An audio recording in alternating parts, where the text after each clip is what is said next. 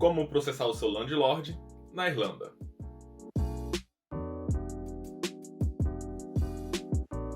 Então, pessoal, eu decidi fazer esse vídeo porque essa semana passada eu escrevi um post lá no Tô Longe de Casa, e esse post era como processar o seu landlord na Irlanda, e deu uma repercussão muito boa, muita gente curtiu, muita gente elogiou a atitude e tal, e muita gente me mandou mensagem também perguntando como é que fazia, como é que era, não sei o quê. E aí eu decidi fazer esse vídeo explicando melhor e com mais detalhes como é que faz para processar o seu landlord na Irlanda. Claro que eu não tô vindo aqui falar para você sair processando todos os landlords que você tem aí, sei lá. São casos específicos, casos de abusos, casos de, sei lá, aumento de aluguel indevido. E eu falo isso porque isso aconteceu comigo em 2017, na verdade, só que só agora eu vim falar. Algumas pessoas já sabiam, né, e me mandavam mensagem e tal. Acho que isso é de utilidade pública para toda a comunidade, não só brasileira, mas de pessoas não europeias que estão aqui, ou de até europeias, né, que estão aqui na Irlanda. Porque muitas vezes a gente acha que porque a gente não é europeu, porque a gente não é irlandês, a gente não tem esse direito. A gente não tem direitos, na verdade. E muito pelo contrário, a gente tem direito aqui. E a gente tem que correr atrás deles, porque senão eles abusam da gente, sabe?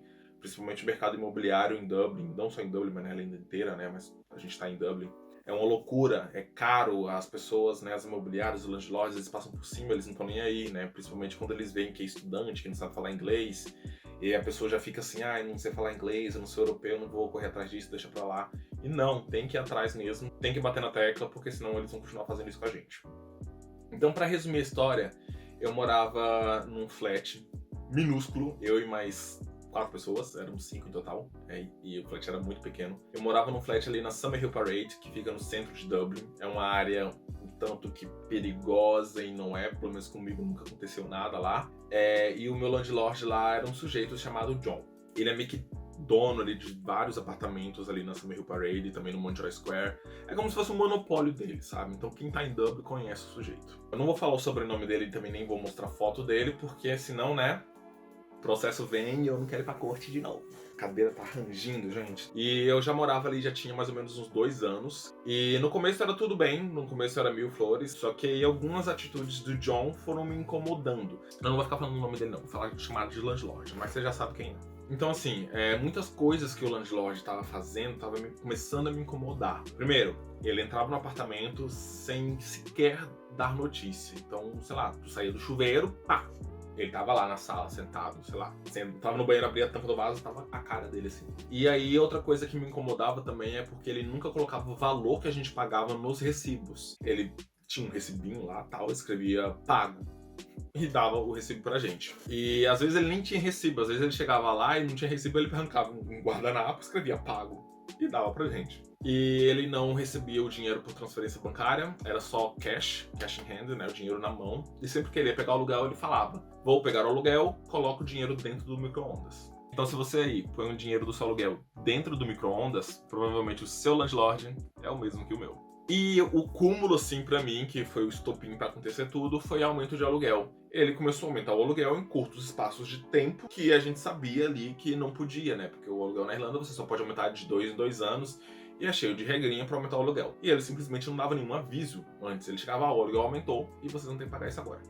E aí eu não gostei daquela atitude dele, e eu chamei ele pra conversar lá em casa. Aí no dia que ele foi, eu coloquei uma GoPro filmando, assim, na frestinha do sofá. Cheguei lá, ele sentou e tal, agradeci ele por ter vindo e eu conversei amigavelmente com ele, porque apesar de eu não estar no contrato, realmente eu não tava, meu nome não tava no contrato, ele sabia que eu morava lá e ele me conhecia, ele ia lá tal, às vezes ele tomava até café lá, gente. E só lembrando que se seu nome não tá no contrato, isso não te impede em nada de levar teu landlord pra justiça, tá bom? Enfim, aí eu conversei com ele e falei, olha, tem algumas coisas que estão me incomodando, como o valor do recibo, entrar no apartamento sem autorização, e também aumento de aluguel. Eu li aqui que você não pode aumentar o aluguel de 2 em 2 anos, mostrei a lei pra ele, aí ele olhou, leu, analisou tal, falou que ia analisar todas as informações que tinha me passado e agradeceu que eu tinha falado com ele e tal, e foi embora.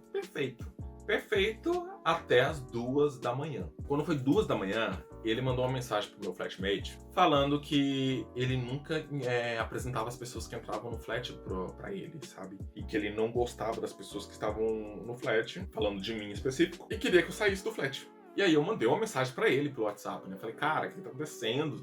Você tá me expulsando do apartamento só porque eu te perguntei o negócio do aluguel? Não quis papo, né? Queria que eu saísse do imóvel, falando que eu era um invasor, um intruso, que nunca tinha me conhecido. Falando que nunca tinha me conhecido, gente. Que nunca me deu permissão pra morar no flat, que eu tinha que sair. Que ele tava sendo bondoso e me dar um mês pra sair ainda. Aí eu falei, tá bom, vou sair. E aí foi aí que eu fui buscar ajuda.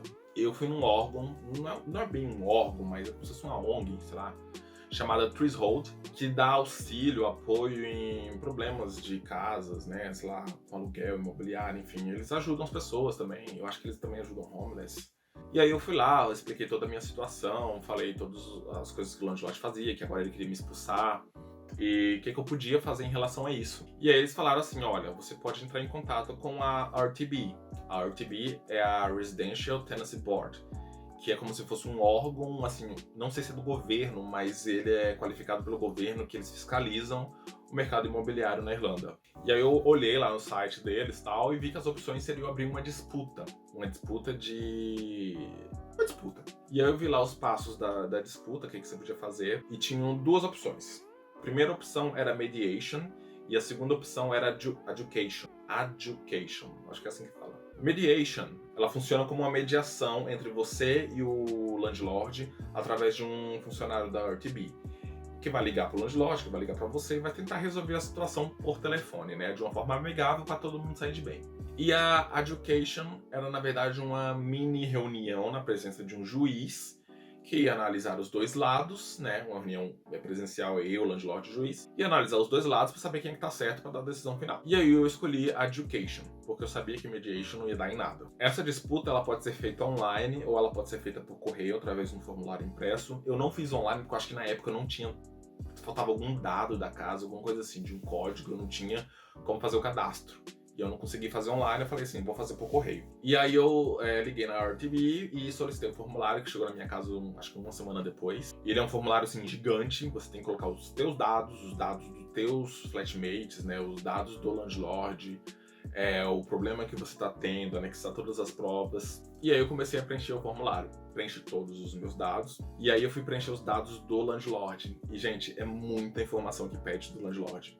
Vai pedir nome completo, vai pedir telefone celular, vai pedir telefone residencial, vai pedir endereço residencial, vai pedir número do PPS, vai pedir número de registro de empresa, vai pedir tudo que você imaginar. Como bom escorpiano que eu sou, eu dei minhas investigações de FBI ali na internet e encontrei todas as informações que eu precisava. E aí eu também coloquei o problema que eu tava tendo com ele na casa, né? Descrevi todos os problemas e anexei todas as provas. Eu imprimi todas as conversas de WhatsApp que eu tinha com ele, de muita conversa antiga, ele provando que me conhecia, que conversava comigo, que pegava o aluguel comigo. Eu tirei cópia de todos os cupons cupons não é nota fiscal, né? Que ele falava que a gente pagava o aluguel, ele dava pra gente. Até o que tava no guardanapo, eu tirei. Eu anexei o vídeo que eu tinha feito escondido. E no final eu coloquei os dados do meu cartão de crédito, porque é um serviço que você tem que pagar. Na época que eu fiz custava 25 euros, então você colocava os dados do seu cartão. Quando eles recebessem o formulário, eles iam debitar. Aí eu coloquei tudo no envelope certinho, fechei e enviei. O escritório, eu acho que o escritório principal deles fica em Cork, então é tudo enviado pra lá. E aí, alguns dias depois, isso aconteceu no final de novembro, então, assim, no meio de dezembro, eu recebi uma notificação falando que o meu processo de disputa tinha sido aceito. E o landlord também recebeu ao mesmo tempo, no conforto da casa dele, uma notificação falando que eu estava entrando com uma disputa contra ele. E aí o cu dele ficou assim, ó. Que aí foi quando ele me mandou uma mensagem falando que se eu tirasse a disputa, ele ia me deixar ficar num apartamento, no flat, que ele não queria que isso tudo acontecesse porque ele não queria acabar com o espírito natalino. Aí eu falei assim, não, você que lute. Recebemos a cartinha, né, marcando o dia da primeira audiência, da primeira reunião com a juíza, lá no escritório da RTB, e foi marcado ali pro meio de janeiro. E aí eu fui lá, né, foi um flatmate meu. Nós também pedimos um tradutor, porque na época eu não dominava o inglês muito bem, e eles oferecem esse serviço de tradutor de graça, então eu fui. E aí a gente estava esperando o landlord chegar, e o landlord não apareceu. Mas ele levou uma carta, né, falando a versão dele do problema. Só que a versão dele foi um pouco mirabolante, porque ele misturou uma história de uns inquilinos anteriores com a minha história, que não fazia sentido, não tinha nem pé nem cabeça. E aí, por fim, ela leu lá toda a versão dele, analisou os fatos e disse que ia ter um resultado em alguns dias que eu podia ir embora. E aí chegou a decisão dela, né, a ordem final dela, que foi que ele teria que diminuir o aluguel pro valor inicial de quando eu mudei pro apartamento, que ele não podia mais entrar no apartamento sem permissão, que ele tinha que receber o aluguel por transferência bancária a partir desse momento, né. Só que aí nem tudo são flores e depois de uns dias eu recebo uma nova cartinha, uma nova notificação dizendo que ele tinha recorrido à decisão da juíza e que dessa vez nós seríamos deslocados para a própria corte, né? Só que nesse meio tempo ele não quis seguir as ordens que a juíza tinha dado, até então ele tinha que seguir. E ele não gostou, mesmo o flatmate falando pra ele que a juíza tinha determinado isso, ele, sabe o que ele fez, gente? Ele começou a xingar a juíza, ele começou a falar mal, dizendo que ela não sabe de nada de mercado imobiliário, não sei o quê. Aí o que eu fiz? Eu peguei, printei tudo e enviei pra quem? Pra juíza. E, enfim, fomos pra audiência final na corte. Na verdade, não é lá na corte que eu falo prédio físico, tá, gente? Na corte eu estive, mas não no prédio físico da corte. Eles deslocam a corte até o escritório da RTB ali no centro de Dublin. Tem um auditório lá gigante que eles deslocam. Portanto, quando eu cheguei lá, eu fiquei bem, assim, tenso, porque tinha tudo. Tinha juíza, tinha escrivão, tinha, sei lá, advogado. Não sei se tinha advogado. E aí eu esperei, e nada do landlord aparecer. Aí a juíza bateu o martelinho ali e acabou a audiência. Aí eu perguntei pro carinha que tava traduzindo, eu falei, mas já acabou? Ele falou, já, porque ele não apareceu, você ganhou. Aí eu, ganhei. E aí saiu a decisão final, foi postado lá no site da RTB. Pra quem quiser ver a decisão final, vou deixar o link aqui embaixo. E a decisão final, a juíza apenas reafirmou o que a outra juíza tinha dado, né? E também que ele teria que me pagar uma multa de ressarcimento de 2.950 euros pelos aumentos indevidos de aluguel que ele fez e não deu notificação antes, né? Porque ele tem que dar o aviso prévio ali de, sei lá, um mês.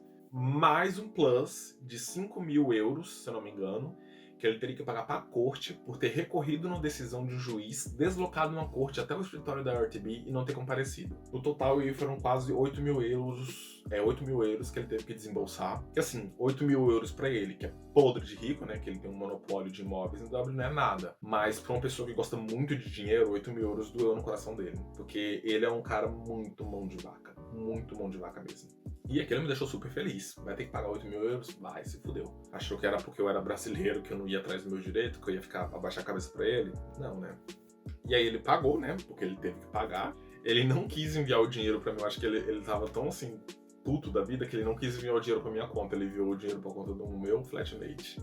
Eu dividi o dinheiro entre nós, ali da casa, porque eu me senti melhor assim, até com uma pessoa que não fez nada, não levantou a bunda pra me ajudar em nada. Dei a parte dela, né? E aí depois a gente recebeu uma carta do landlord, não era mais o landlord, era a imobiliária, porque ele passou aquele apartamento pra mão de uma imobiliária, que eu acho que ele não queria mais cuidar disso. E aí era uma imobiliária falando que ia reformar o apartamento, não sei o que a gente tinha 4 meses pra sair do apartamento. Eu falei, eu já sabia que a gente tinha que sair do apartamento, né? Então assim, se você tá tendo problema com o teu landlord aqui na Irlanda, o conselho que eu tenho pra dizer, gente, é não abaixa a cabeça, sabe? Porque do momento que você permite passar por certas situações, eles continuam fazendo isso na gente, sabe? Digamos assim que a porcentagem de pessoas que correm atrás dos direitos é mínima comparada a outra porcentagem que passa por coisas absurdas nas mãos de landlords, imobiliárias, enfim, sabe? Eu acho que a partir desse momento que eu fiz isso com esse landlord, eu nunca mais me permitia passar situações parecidas nem em casas e com outros landlords e com imobiliárias, enfim. Depois desse momento eu falei que eu nunca mais ia morar em condições como eu vivia naquele flat. Bom, gente, então foi isso, foi essa minha saga com o meu landlord. Eu espero que vocês tenham gostado, eu espero que isso ajude vocês, se vocês estão passando por esse problema, conheça alguém que está passando, sabe? E que tudo acabe bem para vocês, tá bom? Se vocês tiverem alguma dúvida, é só comentar aqui embaixo, tá? No YouTube. E é isso, quem quiser também se inscrever no meu canal, já se inscreve, né? Tem Instagram, tem Facebook do blog, que eu também falo de viagem, muitos outros lugares que eu passei, experiências, enfim, se você dá uma olhadinha lá no www.tolongedecasa.com, tem muita informação para ajudar você. E eu fico por aqui. Tchau!